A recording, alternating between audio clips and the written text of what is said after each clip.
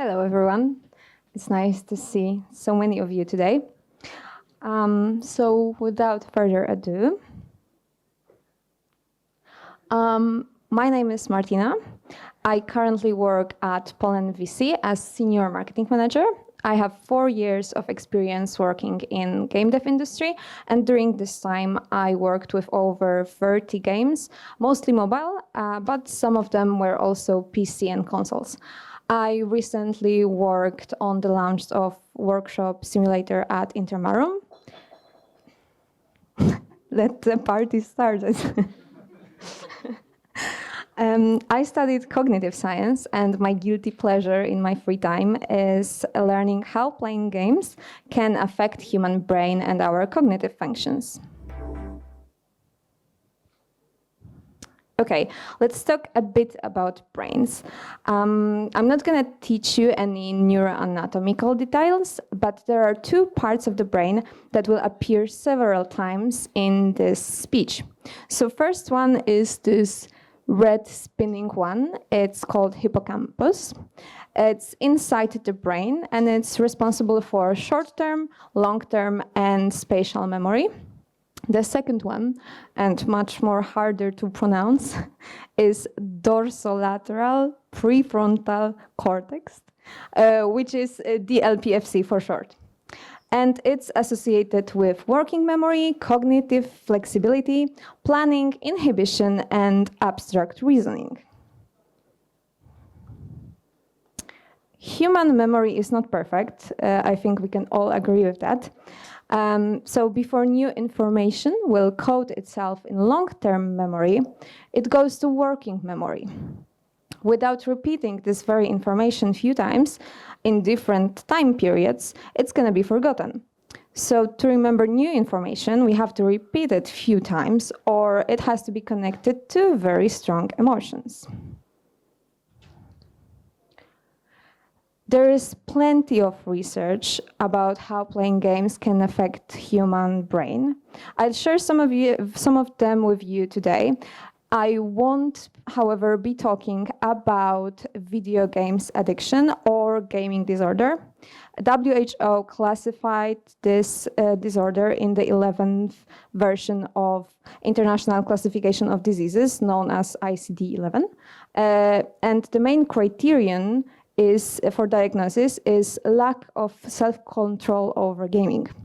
But I'm not a doctor, so I won't be talking about diseases or disorders. I'm going to focus on the research on how playing games can affect human brain in a positive way.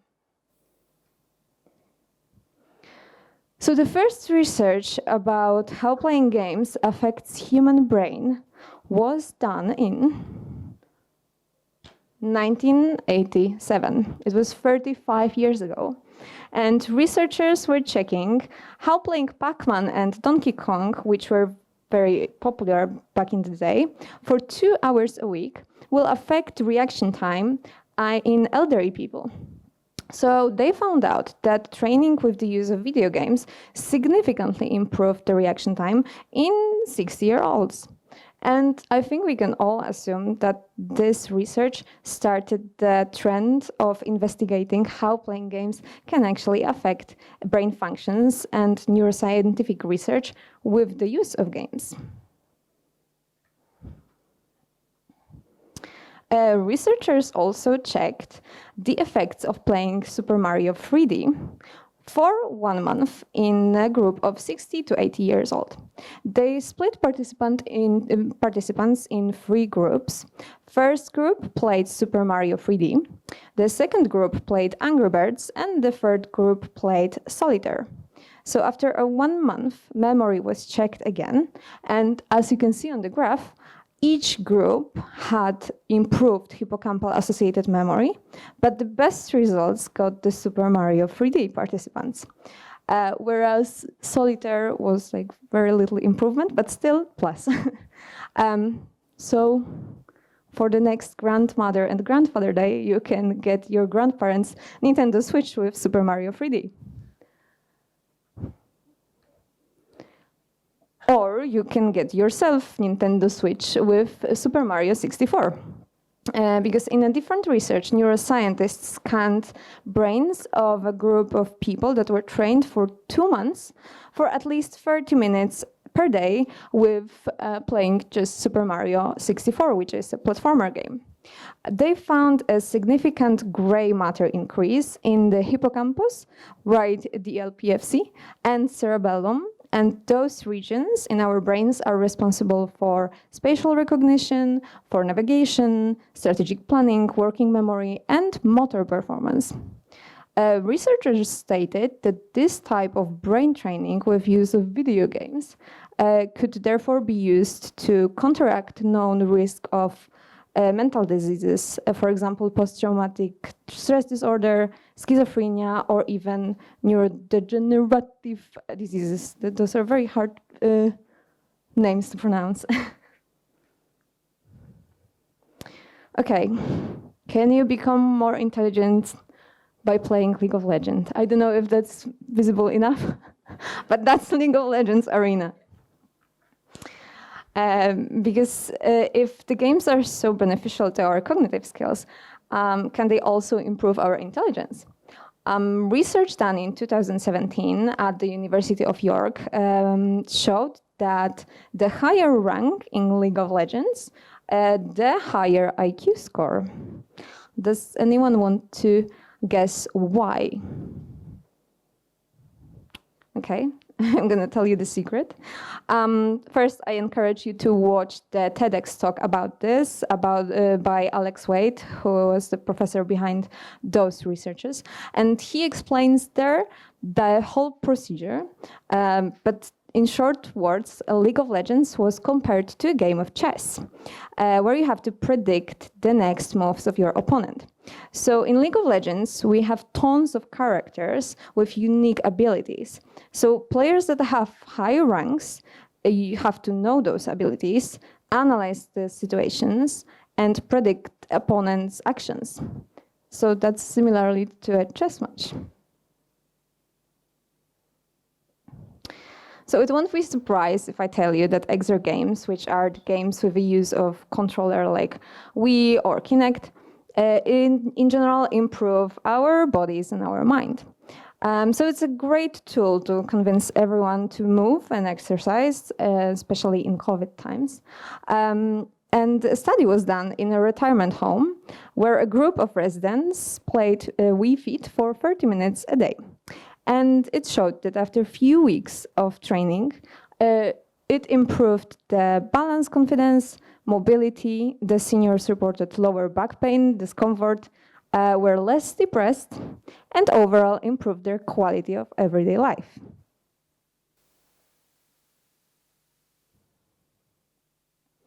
What about stress before an operation? So other studies were done with the use of games. There were 3 groups of patients, of children, that were prepared for an operation. All children in every group had their parents next to them. And the first group also played video games or on portable devices. And the third group got tranquilizer medication called midazolam. So there was a statistically significant increase in anxiety in group 1 and 3 at induction of anesthesia before the operation, but not in the group that played video games. So 63% of patients in video games group had no change or even decrease in anxiety level after playing games, compared with the 26% in the midazolam group and 28% in parents presence only group.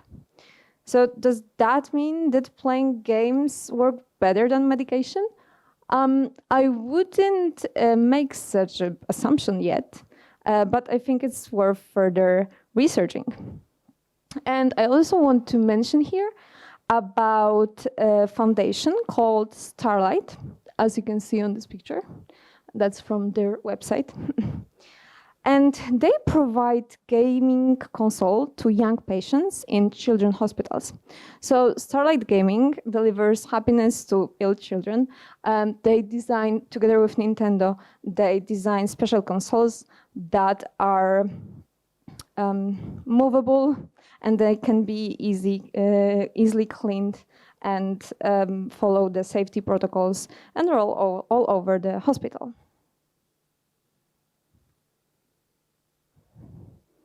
Remember that?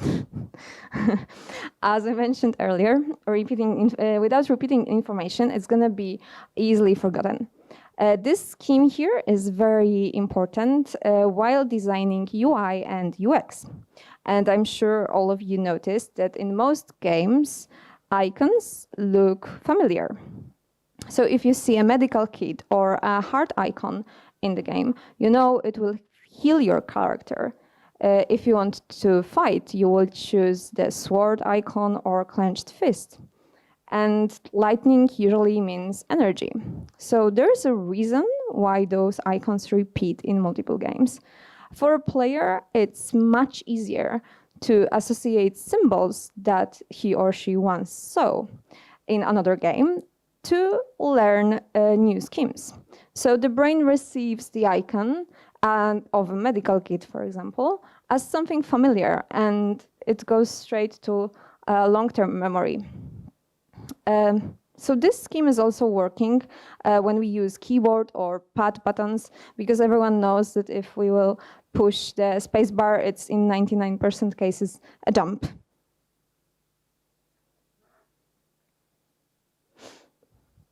And that's how the forgetting curve looks like when we are learning new things. I don't know if that's visible, but the gray lines here, those are predictions of what would happen if new functions wouldn't be reminded. So on average, after 3 days, 60% of players would forget feature that you would like to show them in your tutorial. But if we will remind them about this feature, the memory will stay on 90 to 80%. So how can we make our players remember all needed things? Just by reminding them. So research from 2015 says that human attention span lasts 8.25 seconds. So that means it's much harder to catch attention of customers, of your potential players, and users.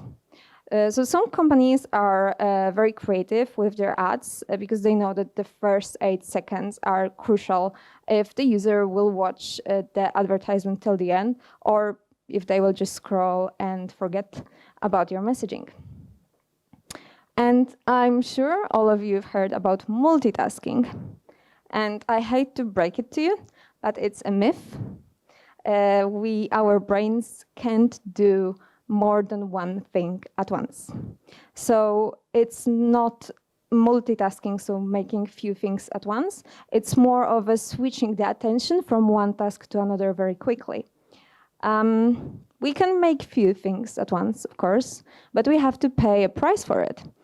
Because research shows that the result of context switching costs as much of 30% of someone's productive time. So keep that in mind next time you will be designing new quests or marketing assets for your game. I have few pro tips how you can steer your players' attention when they are playing your game or when they are learning something new in the tutorial. So the first one is to avoid showing hints and clues from tutorial that are crucial in the further game while players are focused on something else. So, for example, when players are attacked by enemies and they are fighting for their lives, don't show tutorial hints because they will never remember them.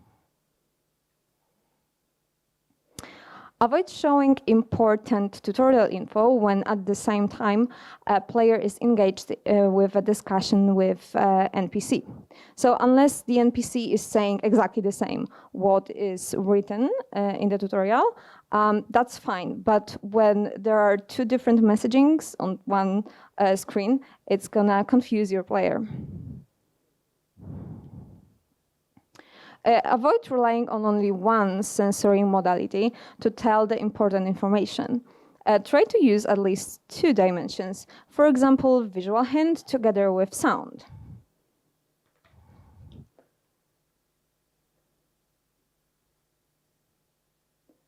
Is that gonna load or not? That is, and there should be a sound here. Should I go back? There's no sound. Okay, but I guess you know what I mean. Because, oh. There was a sound to it. So like here, it's an example from Metal Gear Solid by Konami, and I bet a lot of you recognize this sound. Together with a red exclamation point, it's a visual, which is a visual stimuli, and it appears whenever enemy will see you in the game. So adding sound to a visual stimuli doubles the attention and triggers the conditioned reaction, the fight or flight reaction. So in game design, you can use this type of reaction triggering to warn your players about some danger, like here, or to reward them with a pleasant sound whenever they will complete the quest or find a treasure.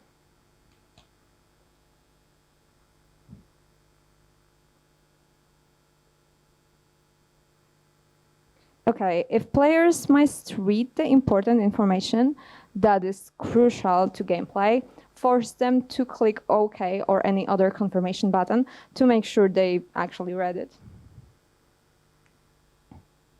Avoid adding too much information to UI. This one is particularly challenging for mobile games because the user interface has to be designed for much smaller display than for PC and console games. But if you will show too much information to your players, it can confuse and distract them from important parts of the gameplay. So the perfect solution for that is to have an active or diegetic UI, which changes during the game and depends on which actions or informations are needed and useful for the player at a particular moment. Use yellow and red color when you want to draw someone's attention. So based on research done in 2015, red and yellow are the ones that will draw the most attention of users. Those are also colors that will make you and your players remember things that you want to stress out. And that's why I'm using them in my presentation. So colors matter. I know it's hard to believe, but it's been scientifically proven. So, for example, there was a research in which top 10 players played over 1,300 matches as a red or blue team in the VR arena. So it turns out the red teams were winning 54.9% of matches. So was that a coincidence? Not really, because in the Olympics of 2004, athletes wearing red suits were more likely to win against their opponents. So as we can observe in the animal kingdom, red color is associated with high level of testosterone, dominance, anger, because even our face turns red when we are angry because of the high blood flow, and adrenaline.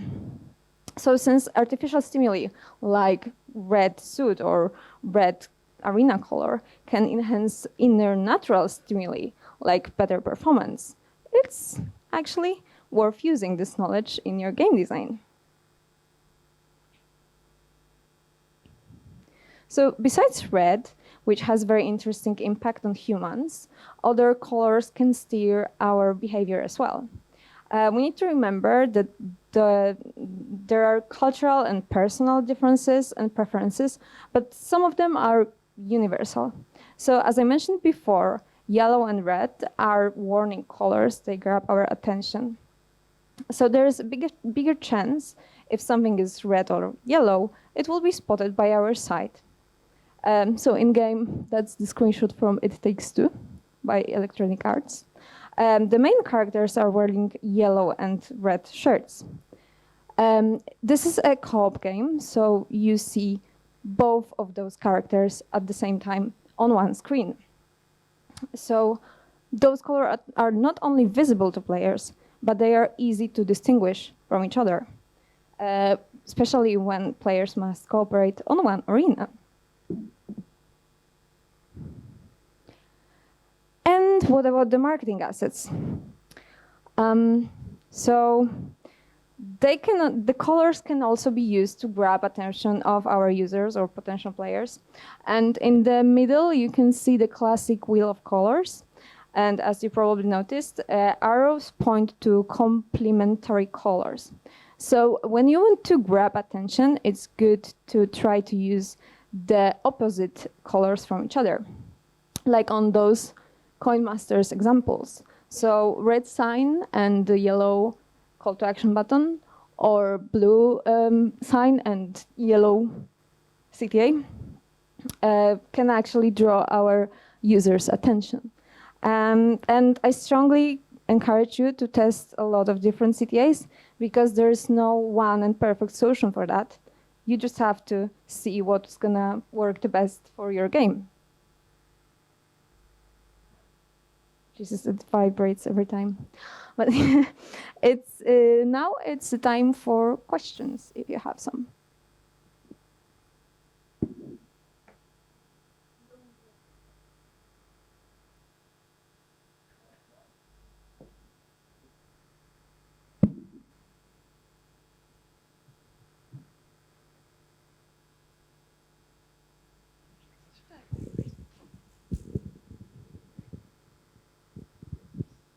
Thank you. Thanks for the great talk.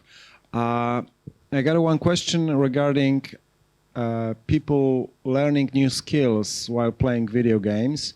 I have a friend who plays a lot of League of Legends, and he was playing in international team, so they were speaking English, and he basically learned English fluently from like really basic level while playing. He's communicating English as good as Polish because he had to during these raids in League of Legends. Do you know any studies about that? So in general, if we learn new things, like any new things, our gray matter in our brain will also increase. So it also depends on our age. But if you're younger, you're much more open, and your neuroplasticity is still very plastic. So that's actually very possible when you're learning new things and repeating them. And you said that your friend played a lot of League of Legends, so he had to communicate a lot. And yeah, that's absolutely possible for him to learn such great new skill. Okay, thank you. Other questions? Hi, my name is Josh. Thank you for the presentation. Nowadays, a lot of UIs offer dark colors or dark theme. Does dark theme have an impact on conversion towards engagement, towards sale, or towards installs? So there is hook to that question, because we don't know if the user, for example, if they have their smartphone, if they are using the dark mode or the white mode. So you can't really control that. So if you see bigger conversion for creatives that are darker or lighter, I think it's worth testing them, because you can never distinguish if it was your dark creative which made them download something, or was it just being very well looking on the dark mode of somebody's phone.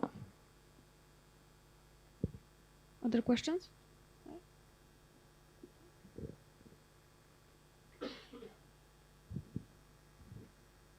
Hi. So you mentioned a study that said that certain games increase the memory and gray matter more than others. That Super Mario increases more than Solitaire and stuff like that. Um, did the study mention any like specific features that would contribute more to the memory growth? Yeah, so they stated that it was the 3D view of the Okay. game that actually made the navigation and the gray matter increase more than other views like Solitaire, for example, because it's just flat. Okay. Do you know any studies that are about VR games for increase of like memory or anything like that? On purpose, I didn't add any VR games there because the most of the research Yeah. that are connected to the brain activity are actually the VR games because they have the biggest impact. For example, for our site or our location, like feeling of location. Yeah, but I think we usually talk about VR games in terms of like coordination and basically bodily movement.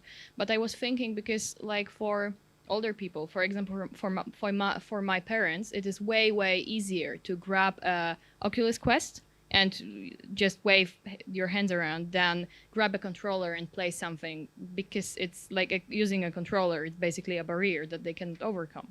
So I was wondering if there are any games that could be recommended for older people that are like VR? I don't know about games. I know there are specific programs that are made, for example, to enhance your modality of your hands or something. It depends on what's the problem. So they will give you the program that is meant for VR to train specific things. Sure.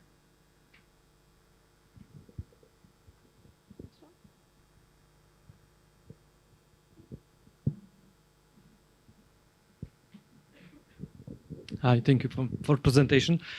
Do you think that there is a space on the market for dedicated games for that purpose? So generally games for older people that increase the, I don't know, memory or concentration, or games for kids to improve their ability to, I don't know, focus, for example? There already are games that do that. And for example, Neurodio, this is a Polish company, they've done a game named Numbala, and this is a game that is specifically for children that have problems with counting with numbers.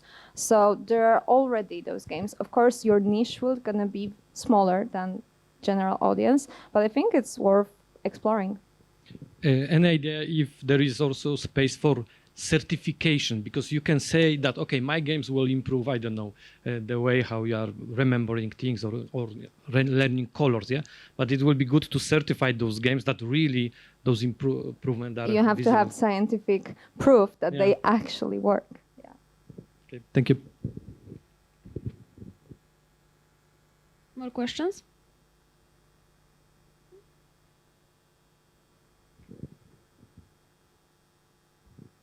Hi, my name is Luke from Creepyjar.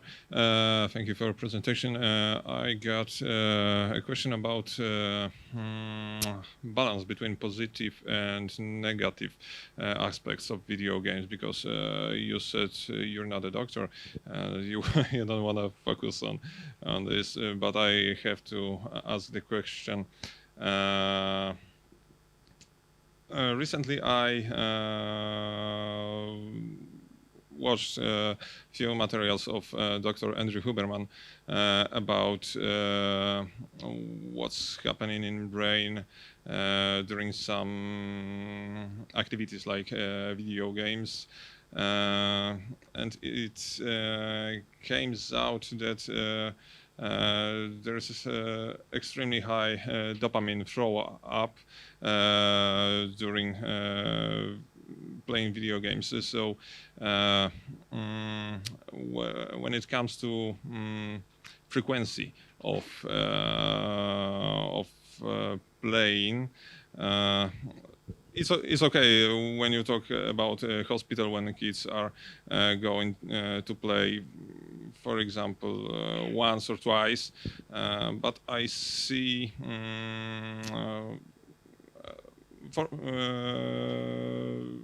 with my kids, for example, then there is something like correlation between playing games, taking drugs, because brain is stimulated, and after some time there is a loss of paying attention to other things. Yeah, and it's just the usual scheme of being addicted to something. So as I mentioned, there is a disease and it's classified as a game addiction, and it's just like you have to treat it because that's a disease. But that's like with any other addiction, it's not the matter of what, it's the matter of the frequency and time you spend on it. But when it comes to attention, there was a very fun research about people were playing Tetris, and some certain scents were diffused during their play. So the further they got, like the higher level of Tetris they got, and they had to pay more and more attention, and they reported to smell less and less because their attention was focused on playing games and not to scent anything around them. Yes, and are there any more like resources that show up how players become I don't know how to describe it, involved into virtual reality than to real life? Are there any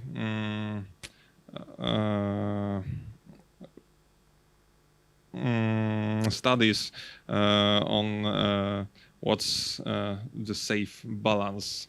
Of course there are, but as I mentioned earlier, I am not an expert here. There are tons of research about this. So I'm sure you'll find some information about, when is the sweet spot of having a healthy gaming and unhealthy one. Okay, and one more question. Do you have any knowledge about which games are safer, casual or hardcore or fabular or mobiles? No, it's just human preferences. It's like Okay. I like some games in particular genre, so I will spend more time in that. And for example, I don't really like shooters, so I won't get addicted to them because I won't spend time on them. So it's personal preference. Okay, thanks.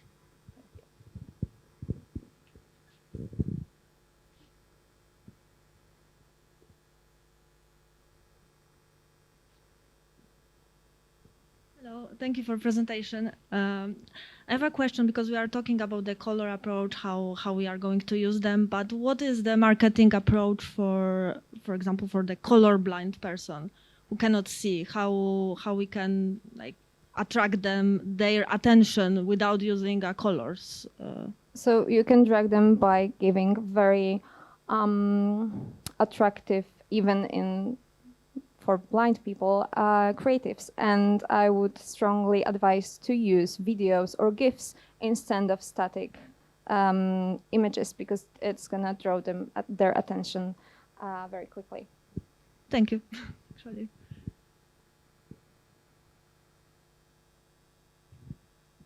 Other questions?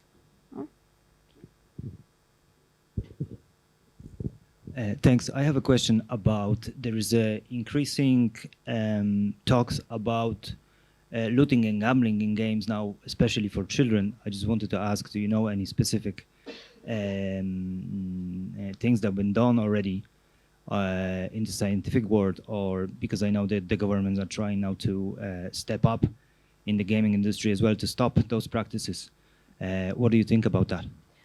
They work very similar like addictive substances. So whenever someone opens a loot box, we can see an increase in the dopamine in their blood. So that is also like connected to the addiction and not to gaming itself. If it's a part of game and it appears once for, I don't know, a few hours, I would say that's safe. But if you have unlimited, or you can buy unlimited amount of loot boxes and just, you know, click and click and click, and that's just this dopamine 1, 2, 3. It just works like an addictive substance.